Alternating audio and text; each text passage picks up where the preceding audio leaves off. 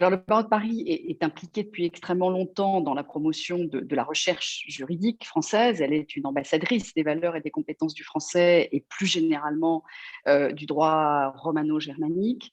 Elle entend aussi offrir au barreau de Paris une documentation la plus large possible, raison pour laquelle, dès la création de ce prix, le barreau de Paris a soutenu ce projet. Et les avocats du barreau de Paris ont évidemment tout à gagner pour améliorer leur culture juridique et de pouvoir librement consulter les dernières thèses soutenues. Le centre de documentation de l'ordre relaye ce partage en signalant ces thèses dans son catalogue numérique, ce qui semble en effet tout à fait bénéfique aux avocats du barreau de Paris, dont certains sont d'ailleurs d'anciens docteurs en droit.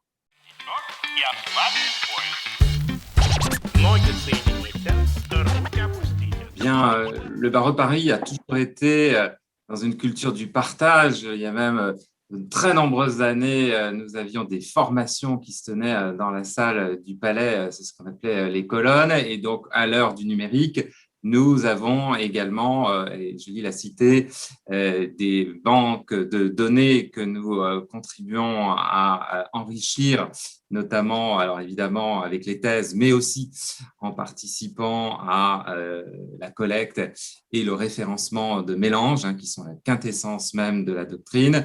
Et ces éléments-là donc, font partie de tous les services que nous mettons à disposition des avocats parisiens au sein de ce qu'on appelle l'espace pro.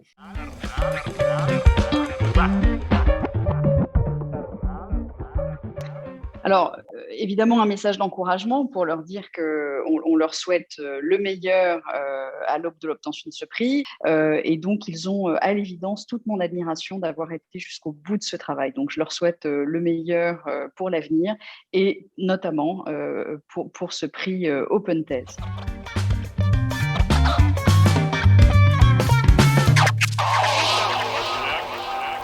Ну как, стали крупными?